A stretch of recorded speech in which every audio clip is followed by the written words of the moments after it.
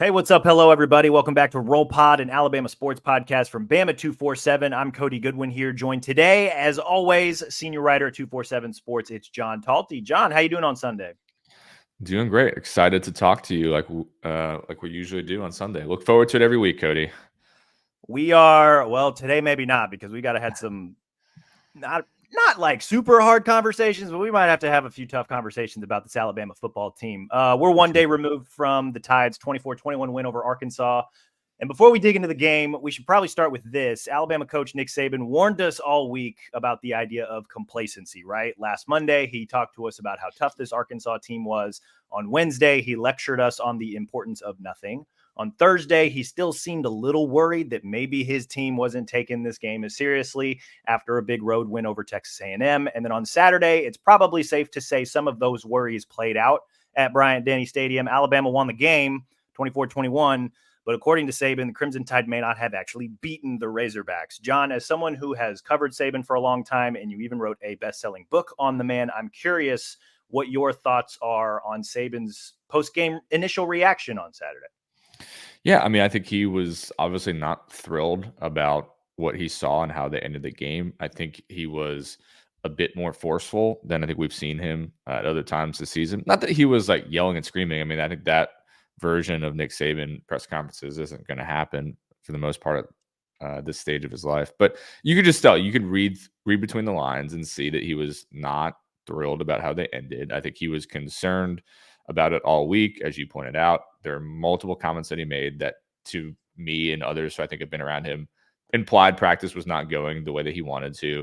We asked some players about it after the game. They gave us mixed answers, which might be telling in its own right that they did not think there was a problem. And Saban obviously, I think, did. But, I think he, in his answer about, I think it was Jeff Spiegel asked a question about it, and he was kind of like, well, like, you seem to get it, so I hope they get it. And I think he's hoping that there was, a learned lesson from this game. And I think that is that you can't, be complacent. You can't show relief during a game. And I think we saw that they did once they went up 24-6, which I'm sure we'll talk a lot about in a second here. Like, they eased off the gas, and they were still able to win, in part because Arkansas, while they play very hard, is not the most talented team in the SEC. They're winless. They were able to survive, but that's not going to work against some of the other teams coming down the pike here. And so I think that's probably in part what Saban's also harping on, that like, you guys found a way to win. We're happy about that, but like, it's going to take more moving forward if we're going to achieve some of the things that we want to achieve. Yeah, no, I agree with that. And just the idea that, what pops into my head too is like, I remember, Urban Meyer's one tumultuous year at the Jacksonville Jaguars head coach, right? And he had made the comment somewhere that just like coaching in the NFL is like, it's like preparing for Alabama every week. And so like, I think of like, even though the SEC may be quote unquote down this year, maybe compared to other leagues, like it's still the SEC. There's still a lot of really good players on all of these teams. And, for Arkansas, the case is probably KJ Jefferson, right? And we'll talk about this too. Like there were a couple drives late in the game where he put his cape on and he was the KJ Jefferson that we all thought we would see in the preseason. And when you're Alabama and the margin for error is slimmer this year, you can't play with your food like that. Like you gotta find a way to step on the neck. You got to find a way to keep the foot on the gas. Or games like Saturday will happen, which leads us into, this reaction pod. We always start with our instant reaction. Alabama won 24-21. They actually trailed early in the game, right? 6-0. Offense got off to a slow start, but by the end of the first quarter, big play to Kobe Prentice gave Alabama a 7-6 lead. That was the first of 3 consecutive touchdown drives. They're up 21-6 at half. Will Reichard field goal in the third quarter put them up 24-6. And then that's when things got weird, right?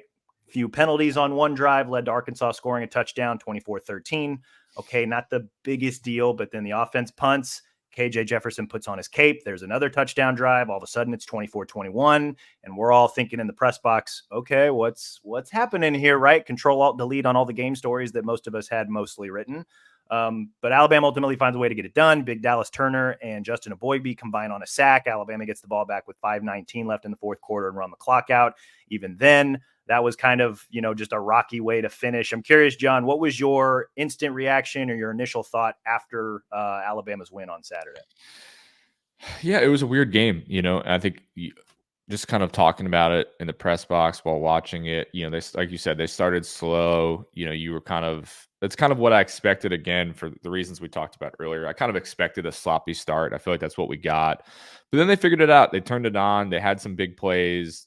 They go up 21-6. And then, and I wrote about this yesterday, like that drive that ended up in a field goal felt like that was going to be the step on their throat drive, right? They're running the ball just down Arkansas's throat. It's 15, I think it's 19, and it's 35-yard runs. Like, it's like, wow, it's finally coming together. And this is the way that I've seen Alabama put teams to sleep so many times over the years with Nick Saban. And it felt like, all right, they're going to put Arkansas to sleep here. But then they hold them to a field goal, and I think that was a big moment for Arkansas. And then from there, just the wheels kind of fall off. I think at that point, I think Alabama only had one penalty, and then you have the Jalen Key face mask that made Nick Saban and Travaris Robinson very upset, to put it mildly. And then you had a pass interference penalty. There's multiple times where they should have gotten off the field where penalties doomed them, and then Arkansas got some momentum, they got some confidence, and they made it a lot tighter than they should have. So it's just I made the point like a week ago. This is a roller coaster team. I think that was kind of another roller coaster experience. There was a high of 24-6. There was the low of cutting into 24-21. And then they're ultimately able to salt it away. But this team to me lacks a killer instinct. I think that they're good enough to win games. I think that there's plenty of talented players, but like they were just, again, you wanted to see a little more from them yesterday when the door was wide open for them to just blow out Arkansas. And even Tyler Booker said after the game, when I asked him about it, that after that field goal, like they thought that was going to be the first of many second half points, and they don't score another point after that. And that to me is kind of some, indicative of what this team is, that they're not really going to blow anybody out. They'll be in every game. It's going to be exciting. It's going to be weird, and they're going to win more often than not. But when you give teams opportunities, eventually it can come back to bite you. And if you go back a year ago, Tennessee, LSU, they let those teams hang around, and ultimately they lost. And that's I think the concern as we enter into those 2 weeks again, that if you let these more high-powered teams hang around, like eventually they'll get you. Yeah, I agree with that wholeheartedly.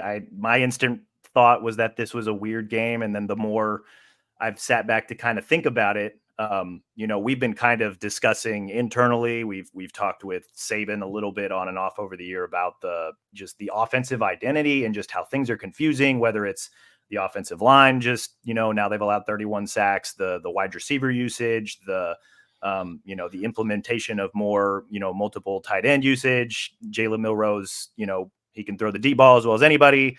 Maybe struggles a little bit with those mid-range passes, I suppose you could call them, over the middle of the field. We're 7 games in. I think I know what Alabama's offensive identity is. It is very much it's a home run or strikeout type offense. Like it is a live by the 3, die by the 3. And if you want stats to back that up, I got them for you. You ready? Alabama is averaging 219 pass yards per game, which ranks 83rd nationally. That's not good.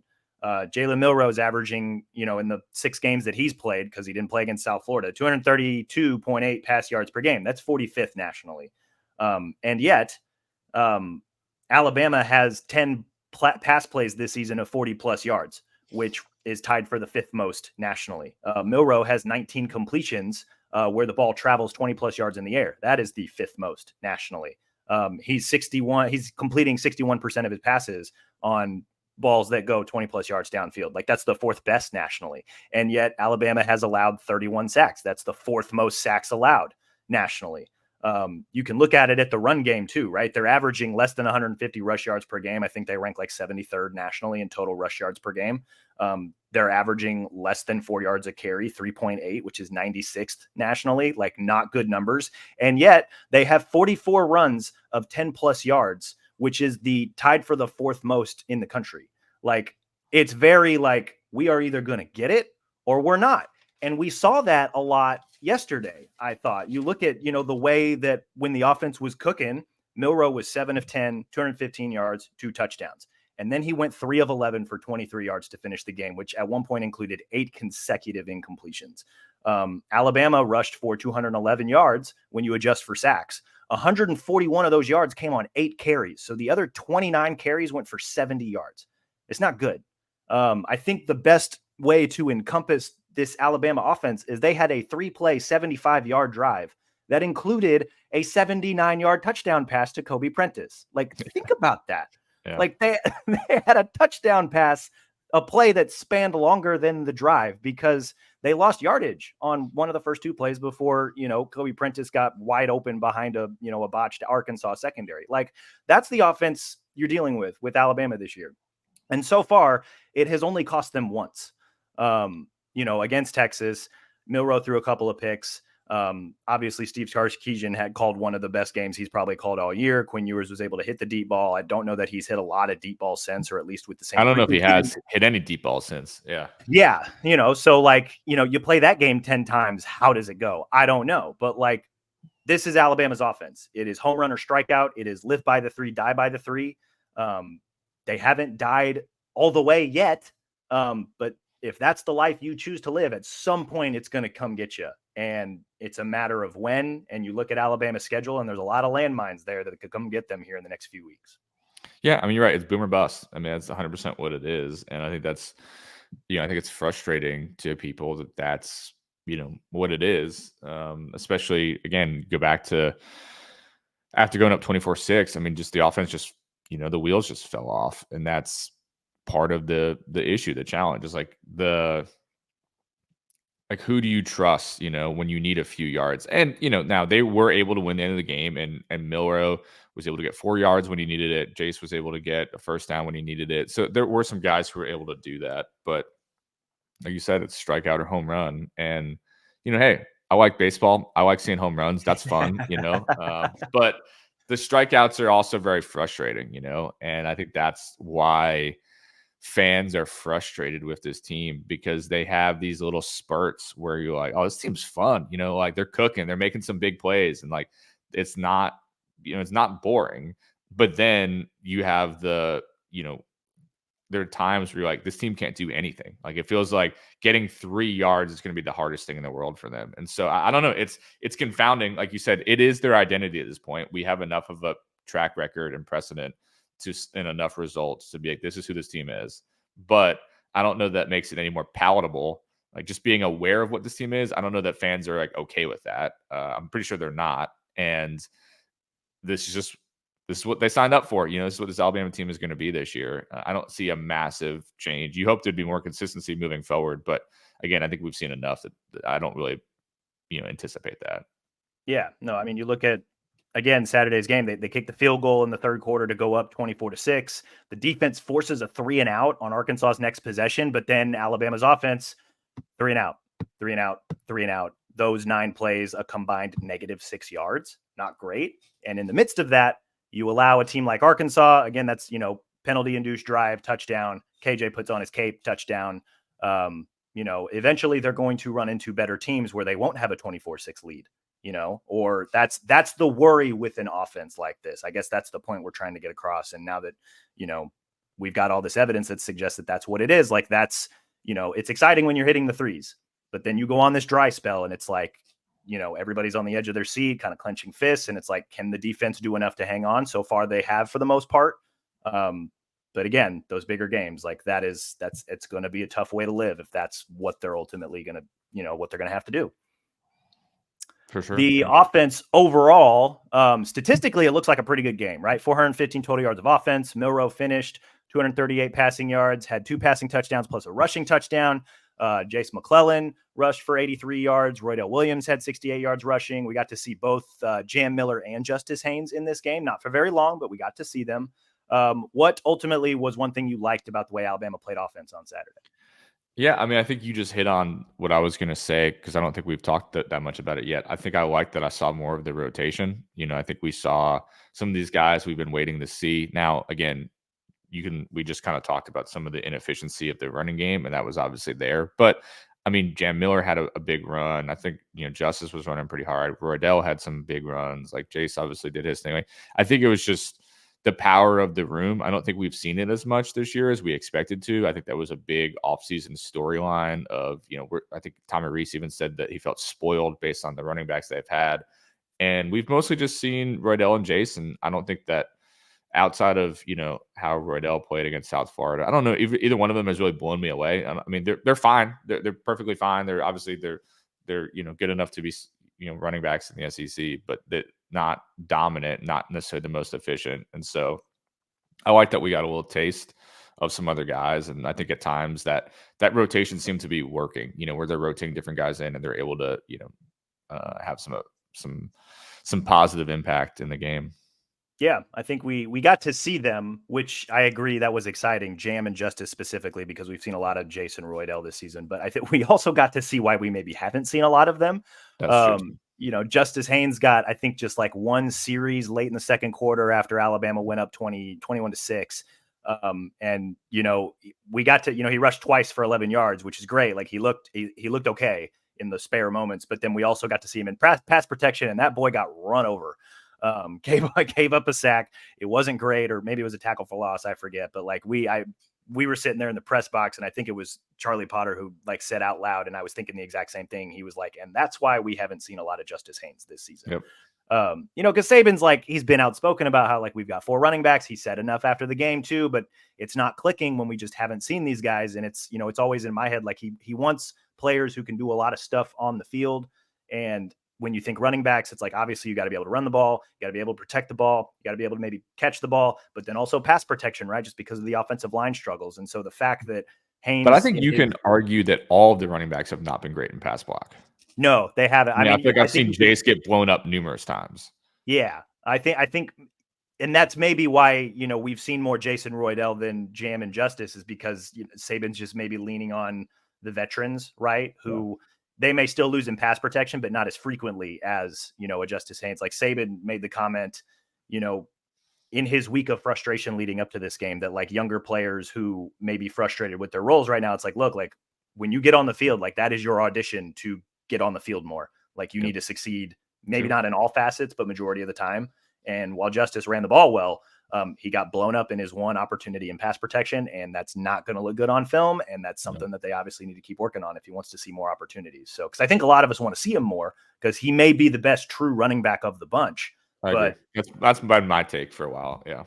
Yeah. But, we're not going to get the opportunity to see you if you can't do some of those little things right. And especially this year with the offensive line struggles, pass protection's obviously a really big deal. I'm harping on this. I've been harping on this because I hate that they keep using a ton of different receivers, and there just seems to be no cohesion to like how, rhyme or reason as to why they're using the receivers when they're using them. They seem to have settled on a few. They seem to have settled on Burton. They seem to have settled on Isaiah Bond. They seem to have settled on Malik Benson. And then the first 2 guys off the bench seemingly are Kobe Prentice and Ja'Cory Brooks. And I like that they maybe maintained that through this game. Kobe Prentice obviously had a really big reception. Jermaine Burton had another big downfield catch. Amar Niblack scored another touchdown. He seems to be the go-to receiving threat out of the tight end room, which makes a lot of sense. So I guess I liked that, game to game, we've gotten a little consistency out of the receiver room. And all these guys are big downfield threats, but like we've said before, there's only one ball. There's only so many snaps. So I guess I like that. I don't, I was with you. I agree with you. I like that we got to see some of the younger guys, even if they also showed us why we maybe haven't seen a lot of them, younger running backs. I was glad to at least see them get on the field, even if it was only for a few plays. For sure. What was one thing you did not like about the offensive performance? I mean, offensive line, man. I mean, it's a mess. It just is not great. I don't, I mean, it's another one where just like, I think we all have to accept that whatever we believed in the preseason is not what this is. It's just not. I mean, they are not going to be what we thought they were going to be. We have to accept that. Your boy Caden Proctor got blown up multiple times. Yes, he did. There seems to be a snap issue every single game. Now, that's not on the offensive line. I mean, I think it's a combination of Milrow. Looked like he kind of took his eyes off of it, and it was like kind of like a combo of like not a great snap. Milrow wasn't paying attention, but like I don't understand how it happens every game. I think fans don't understand how it happens every game. That's frustrating. There are other guys who made mistakes. There was it? I think I was down in the field, so I kind of missed it. But like, was it a false start penalty on a kneel down? Is that what it was? Like, I don't know how that happens. it kind of just boggles the mind. I don't want to like be overly negative about a bunch of college kids, but like that just group is just not it's just not good enough. It just isn't. And it's going to be an ongoing challenge of like, can that group do enough to not only protect Jalen, who just never seems to be that comfortable in the pocket, and then can they do enough to create holes in the running game? And they've shown us spurts. Again, you go back to that one drive where it felt like guys were running hard, they were getting big gains. It's like, all right, this is they're finally dominating a team. Let's see it. And then just after that, they never did again, and they kind of fell off. So it's confounding. They've rotated different guys in. Doesn't seem like any of it's necessarily worked. I don't feel like there's great continuity of that group. I don't know. I mean, we could probably talk about them every single week, and I don't know. Maybe our listeners are just going to get bored about hearing about it every week. But like, I don't know. Every week, it's just like I don't know what's going on here. I'm tired of writing about him. Like I ended up writing about him after yesterday's game, and I wrote the story in a way, some inside sports writing baseball for people who are listening. Like I wrote the story in a way that hopefully I don't have to write about them again. That just like we're 7 weeks in, they keep struggling. It's not just like left tackle is obviously a glaring issue, and yesterday it was the issue. Like Caden Proctor played 40 snaps at left tackle, gave up 2 sacks. Elijah Pritchett played 25 snaps at left tackle, gave up 3 sacks. Like that was sometimes, and I think it was JC Latham who said it early last week. Like, so, everybody can play really well on one play, but if one person screws up, it blows the play up. And on Saturday, that was left tackle. Left tackle blew. They screwed it up, and there were more plays than not that were at the fault of the left tackle position. Now they weren't the only ones at fault, but obviously they gave up the big plays. Seth McLaughlin, you mentioned the snap issue, which seems to be, check that off your Alabama bingo card every Saturday. On the rewatch, I'm kind of curious to see how, were they able to use tight ends? Because I know that Caden Proctor has gotten a lot of help recently, or at least in recent weeks, like having a tight end next to him to help with chip help, or the running back immediately going to his side to help with chip help, just to, even get an extra hand on it. That's helped him quite a bit. Did that not happen yesterday?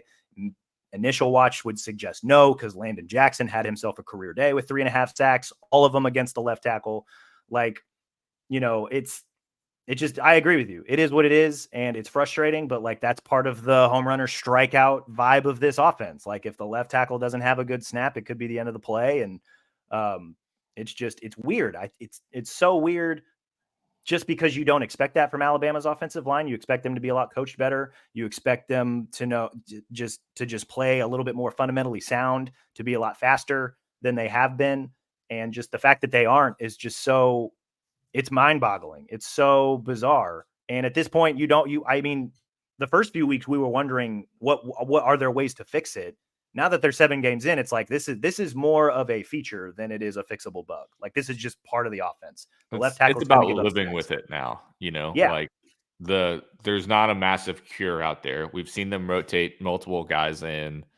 There hasn't been a mass. Now, again, I've seen this in the past with Alabama, and I think that it's still possible with this team, where I wouldn't be shocked if, whether it's against an LSU, an Auburn, if they make the SEC championship against a Georgia, like where it all clicks one day and they have a great game. Like I think that there's still the individual talent on that group that they could put together that great game if they're focused enough and if they, pull it together. But week to week, I don't think you can expect that with this group. You can't. And I don't know. It's confounding. They've had, but the thing is, they've had issues for years now. I mean, you go back to, I think I would say the last 3 seasons, I don't feel like Alabama's offensive line has lived up to the hype of previous offensive lines. I think 2021 in particular was not good.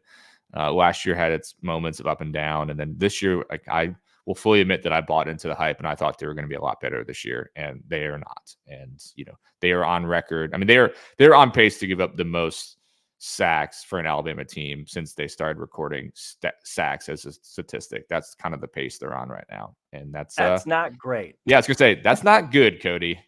that's not great. Although I guess, we've been cracking jokes, and I don't ever want to see coaches lose their jobs, but like, if things keep trending downward for Arkansas, does Sam Pittman want to come in and be Alabama's offensive line coach next year? If Iowa can't seem to average 25 points a game, Brian Ferentz, who for my money, one of the better offensive line coaches in the country, might need a job. there's the Saban, Ferentz, Belichick connection Yeah. there. Like, come on through the Nick Saban coach rehab car wash for a couple years and get back up on your feet before we send you back out into the real world. But And what's interesting, and like, I've never even talked to Eric Wolford before because we don't get to talk to assistants. But he came with a good reputation, and you talk to guys who've been around the program, recruits, things like that. They all really like him. They think he's a really good coach. I talked to some people who kind of saw the shift. Like before he was there, as Doug Marrone, the former NFL head coach, and he got blamed for a lot of issues. Didn't seem like a great fit. I think people were very excited to get Wolford and thought it was an upgrade, and just how he handles players and talks to people. Like there's you heard all this positive stuff about the upgrade, and I think all that is probably true, but like the on-field results are not any better. And so I don't know, again, do you put it on a coach? Do you put it on the program? Do you put it on recruiting? Do you put it on development? Like there's all these different issues that I don't know if anybody can truly answer them. Maybe Nick Saban can answer what he believes to be the issue, but it's probably a combination of a lot of them. But it's just kind of interesting. I don't know if fans have turned on him yet the way they did with Doug Marrone, but just from all the positive vibes about getting this guy and how great he is, and then just where the offensive line is, it's still a mess. Not been great. For those who couldn't pick up on that, that was also the one thing that I did not like about the offensive performance. Just the consistently poor play from the offensive line. I don't want to write about it anymore. I hope they play better so that we don't have to write about it anymore. Or maybe we write a story about how they figured it out. We'll see. Maybe. I don't know. I'm at the point where it's like, I'll believe what they say when I see it. Yep. So defense played for the most part another good game. I think they've become the steady, reliable part of this Alabama ship this season. Even with the, late couple of possessions for Arkansas later in the game where they gave up 15 points. For the most part, they still played really, really well. Only allowed 250 total yards of offense. Arkansas went 4 of 14 on third down. They racked up 5 sacks. Just another, the defense seems to be pretty steady and consistent, and has been steady and consistent all season long. John, what was one thing you liked about the way the defense played against Arkansas? Yeah, I thought they were aggressive. I liked the pressure that they got on KJ, and I don't know, maybe I'll just kind of get into it now. I mean, I think that if I'm going to say something that I don't like, is just the inability to finish on some of that stuff. And I think Nick Saban called it one of the most impressive things he's ever seen, the way KJ shrugged off Terry and Arnold. But I mean, they had some direct shots on KJ, and it speaks to just KJ too. I mean, there was one play where I feel like he took like 3 or 4 shots and was still standing up. And it's just like, I don't know how this guy is doing this, but also like, you got to put him down. And so I think that would be, it's a minor knock. I just think that there were some opportunities there where they could not wrap him up and not finish him. And obviously that one play where Terrion had a just direct shot on him and he couldn't take him down led to, a big play for Arkansas and ultimately a touchdown. So that would be kind of the didn't like aspect of that coin. But I think the thing that I liked is, again, we've talked about it a lot in the show in the past, guys like Dallas Turner, Chris Braswell, like they're just really good and they're making an impact on the game, and it creates, real challenges for opposing offenses. And it's, we wanted to see that this year. We really wanted to see how these guys are going to step up with Will Anderson gone. And I think they've really blossomed with him being gone to the NFL. And I mean, I can say it every week, but I think those guys always impress me. And I think that's, again, kind of the good and the bad of that's kind of same kind of token. Yeah, I think I liked that we got to see a few more depth pieces in this game. Part of that was just the way that the game went in the first half, and Saban was able to sub some younger guys in. We got to see a little bit more Jamarian Latham. We got to see some Damon Payne Jr. at nose tackle, to give big Tim Keenan a little bit of a breather. He played 13 snaps, thought he had some good hustle plays in there. Got to see a little bit of Christian Story. He struggled a little bit, but like the fact that he was able to get on the field and, just get that, this is what SEC speed feels like in a live game. I thought that could be beneficial for him. I really liked the way, especially early in the game, Quandarius Robinson was just kind of flying around making plays. He ended up with 6 tackles, had a tackle for loss. He just always seemed to be hit a really good stick on I think it was one of the kick returns. Yeah. Kick return coverage or punt return coverage or something like that. Like he just return. Yeah. So, wrap up and run through. Like that's exactly what he did. It was fun to kind of see him run around and make plays. I thought for the most part, just the substitutions that they had to make for, Malachi Moore being out, so they start Terrion Arnold at star. Christian Story got a few snaps there a little bit. Trey Amos didn't really look like that big of a liability at the other corner position. So it's nice to have some depth there. I know he was a transfer, so he's played quite a bit, but it was good to see him in live action. That sounds like from what Saban said afterwards, Caleb Downs got to play a little bit of star position as well in some of those heavier sets. So that, it was good to see, the true freshman superstar play a little bit more. I know he had a really bad penalty, but just to kind of see the versatility that they have in the secondary with some of their depth pieces. So when Moore goes out, it didn't really look like they missed too much of a beat. I thought that was really nice. The one thing I did not like was just the penalties on Arkansas's first touchdown drive, right? Jalen Key gets hit for a face mask. Caleb Downs gets hit for pass interference. Both of those plays are on third downs. Yep. I don't so much obviously I don't like the penalties. What I didn't like more was the response afterwards. Yep. Jalen Key gives up a face mask, which on the initial watch, I didn't think it was like a huge call. I'm curious to kind of see how I view it after the rewatch. But that was on third down. So that moves the chains for Arkansas. And then after that, it's, gain of 2 on 1st and 10, and then a 9-yard gain. So first down, and then incomplete on 1st and 10, but then a 22-yard gain on second down. So they move the chains again, then first and second, then the penalty, and then a touchdown. So it's like Arkansas didn't face another third down after that penalty. And then the one time they did, it was another penalty, right? Yeah. I'm not going to blame the defense so much for the second touchdown drive, because that's just KJ being KJ. Like, he's still a really good player. And he just put his cape on and made a few plays, and Arkansas scored. And I anticipated that was something that was probably going to happen at some point in the game.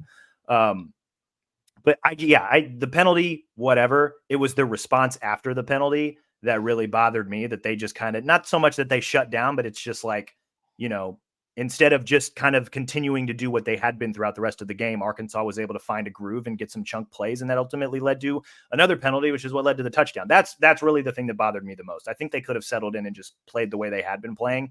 And then, if they're able to get off the field again 3 plays later, how much are we talking about the penalty? I don't know. But that was what was frustrating to me. And it's something that Saban talks about a lot, and I feel like he's talked about a lot recently. It's like that resiliency, right? Like, something goes wrong, how do you handle it? How do you react? And to your point, they didn't react well. And what should have been, a game that turned into a blowout suddenly became a game that was very close. And that's a big part of it. And again, I don't fault the defense much, because I think it's the strength of the team. But, that Key's made a couple mistakes, I would say, this year, where it's, he's in a new system for the first time, all those kind of things. And, maybe there's just some ongoing challenges there. But yeah, that was not ideal.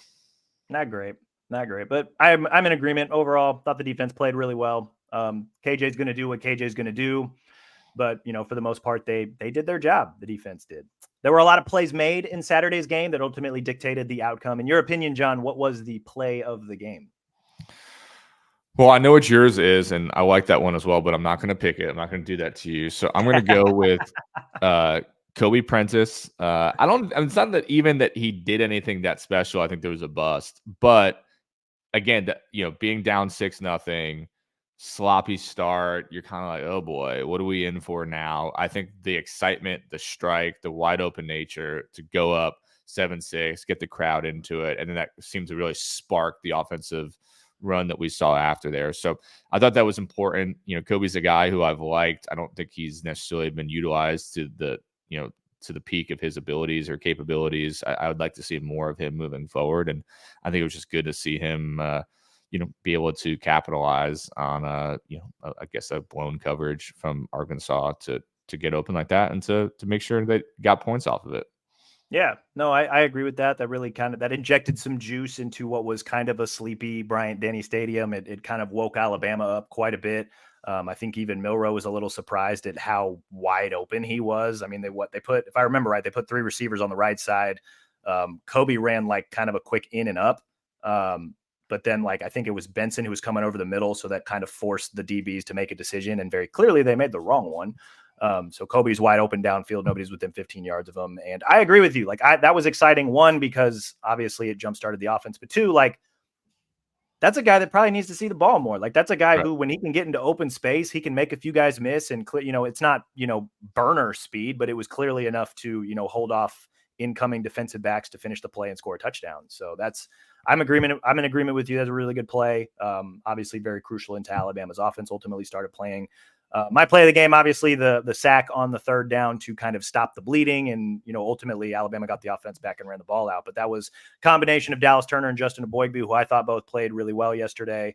You look at some of the final numbers. They think they both finished with a half sack. Dallas Turner had 4 pressures. Justin Eboigbe had a couple pressures. He's been a very, very, now that he's back healthy, right, after missing all of last year, he's been kind of a welcomed veteran presence on the defensive line, especially at the end position. I know that we've talked about this, at various points throughout the year, but like the defensive front 7 has been just very, very good in terms of obviously playing the run, but also just so many different areas and players that can rush the passer. And Justin Eboigbe has been part of that. He's been very good this year. And especially in a moment where, Alabama needed a playmaker or two to make a play, Eboigbe and Turner stepped up on a crucial third down, got the ball back to the offense, and the offense, for however rocky that final drive was, they were able to put it away and take the air out of the ball. You need your big time players to make big time plays in moments when your team needs them. And both Dallas Turner and Justin Eboigbe came up big with it. And I thought that was obviously very crucial. Absolutely. I mean, could not agree more. There were a lot of players that made a lot of key plays that determined the outcome of Saturday's game. In your opinion, John, who was Alabama's game MVP? I mean, I think you mentioned a couple guys that would certainly warrant consideration. Again, I don't want to copy what I think is going to be your pick. There's nobody that really, I think, like blew me away. I mean, again, I think the defense did well. Obviously, Dallas Turner has been really good, and I think he's done well. I mean, I feel like I've fallen into the Jalen Milroe pick a few times here. Miller necessarily didn't do anything bad. I mean, I guess if you look at some of what he was able to do, especially being able to, again, put it away at the end, being able to get those 4 yards. So I don't really feel good about that pick, but especially given the way that kind of that fourth quarter stretch went, given how inefficient he was. But I guess Jalen's my pick. I don't know. I don't feel particularly good about it. I think the case there is that, it's just one play, I guess, but like the fact that he was able to kind of overcome a lot of, a really long stretch of poor play, where he got sacked quite a bit, 8 straight incompletions. The offense just very clearly sputtered in the second half after the Will Reichard field goal. The fact that, okay, like you've got the ball back, you need to make probably 2 or 3 plays to put this game away. And then he found a way to do it. Obviously there was the 4-yard run, but he also, like, I audible gasp a little bit when he made that kind of like almost like a shot put throw to Amari Niblack on that second down to move the chains and, forced Arkansas to kind of use out their timeouts. Like he made a couple of timely plays after a really long stretch of poor play. So I think the case for him as game MVP is like, hey, he overcame a lot of stuff and did what he had to do to ultimately close the game out. So I don't think there's one other guy, and I'll shout out Michael Casagrande for this one. But James Burnip, the punter. I feel like Nick Saban threw a little, I don't know, shade his way. I don't know. Like I feel like he made a comment that was kind of interesting, and I feel like Burnip played really well. Now, if you're an Alabama fan, like you're not really getting excited about your punter because you don't want to see him out there. But I thought he made multiple good punts. I mean, Arkansas punter probably outdueled him a little bit, but he was important. I mean, special teams are important. And so I think, to a friend of the program, Michael Casagrande, I'd also like to put up James Burnip for MVP consideration. 7 punts, and he 5 of them were 50+ yards, his long of 59. He dropped 2 of them inside the 20 after we weren't sure if he was going to kick or not. So I think, I found those comments a little interesting too, because it's like Saban was, I think what he meant was that like, he's happy he's got a guy like Will Reichard if Burnip can't punt, but it came across as like, Will Reichard's great, James Burnip is not. Like that's, which like, I mean, a lot of us were kind of like, huh? But I understood what he was trying to say. And then obviously Burnip looked plenty healthy. I thought he looked good. So I want to shout him out as well. There you go. I'm going to go with, I think initially I said before we started recording that I was going to go with Dallas Turner just because he made the play, that they needed to make to win the game. But I'm gonna give a shout out to Will Reichard since we're on a special teams kick right now. Let's do it. 3 extra points made plus a field goal. He's got 486 total career points now, which I believe firmly inside the top 10 in NCAA career point scoring history, and now officially the all-time SEC career points leader. Like most of those spots are held by kickers anyway, although I did find out that the NCAA's all-time scoring leader was actually the Navy quarterback, I think it was, who played from 2012 to 2015. So just nothing but touchdowns for 4 years. Will Reichard's basically on pace to, become the NCAA's all-time career leading scorer. So long as they kind of keep their pace through the remainder of the year. I think he's down to like, what's the magic number? He's got less than 50 points from the top. So, now he's all-time leader in SEC career point scoring history, which I think is a magnificent feat in itself. And he's trending to be the NCAA's all-time career points leader. So he officially became the all-time SEC leader with his first extra point on Saturday. And now he's just going to continue to add to it and try to chase down the all-time leader. So shout out to Will Reichard. Pretty cool for him. Alabama now 6-1 overall, 4-0 against league opponents, still alone at the top of the SEC West. Up next, the third Saturday in October, Alabama versus Tennessee, back at Bryant-Denny Stadium. Volunteers beat Texas A&M 20-13 at home on Saturday. They've now won 3 in a row. They're also 6-1 overall, 2-1 in conference play. Believe that game next Saturday, 2:30 p.m. Central Time on CBS. John, what is one question you have about this Alabama team moving forward? They've got Tennessee, then they've got a bye, then they host LSU. Believe after that they go to Kentucky, host Chattanooga, go to Auburn. That's the regular season. So pretty crucial stretch coming up. What's one question you've got about the Tide moving forward? I mean, can they sustain things, right? I think that was one of the dominant themes after the game. I think it's as we started, it was, not just winning, but beating teams. And, I think it was a real question after the game. And I think you were over there with me talking to Tyler Booker, and he's like, I think we can dominate teams. And I think my question was like how, what do you need to do to be able to dominate teams? And not in like a rude way, but just kind of like, all right, give me the playbook, give me the blueprint. How do you do it? And it was classic Nick Saban type answer. Like, well, we got to just sustain it for 60 minutes. We got to execute all these different things. Okay, cool. And I think that's what we want to see is, can they sustain it? Because there's these, again, not to belabor this, but there are these spurts where they look really good. And then there are these spurts where they look really bad. And there has not been, I think, a real complete game yet that we have seen. Either they start slow or they fall off late or whatever it is. Like, I want to see a game in which you feel like you're really getting Alabama's A game from start to finish. So the level of competition is going up. Tennessee and LSU, I think in many ways could make or break this season for Alabama. As we all know, they lost to both of those teams last year, and which knocked them out of the playoff race. So there's plenty of, if you want to believe in revenge factors, there's plenty of motivation. Both games are at home. All right, let's see it. Let's see what this team has, because I think we're at that point in the season where I think you gotta start elevating your play. This is the time where you want to start peaking, and we haven't seen it yet. So we'll see if maybe playing a better, bigger name opponent brings that out of this Alabama team, or they'll continue doing what they're doing and they'll probably end up getting bit by it at some point.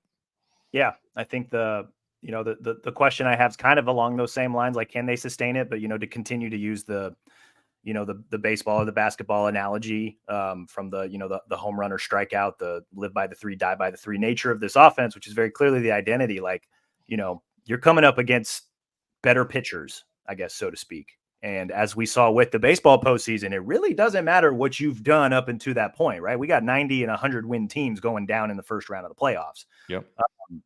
Can you find ways to either keep connecting and hitting home runs, or can you find a way to sprinkle in some singles, some doubles, play enough small ball to get you to those big pitches so that you can continue to hit home runs? Like, can you hit some layups, which opens up the 3-point shot a little bit? Like, can they do that?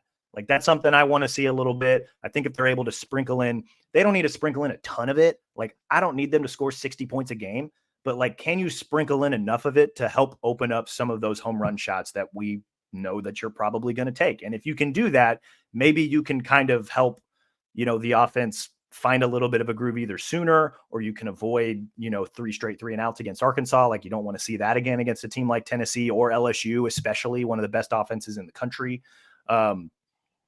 can you help if you're going to live by the home run, can you sprinkle in a couple of singles and doubles here and there to, just kind of just help the offense look and feel a little bit better, right? Like, don't make it so hard on yourselves.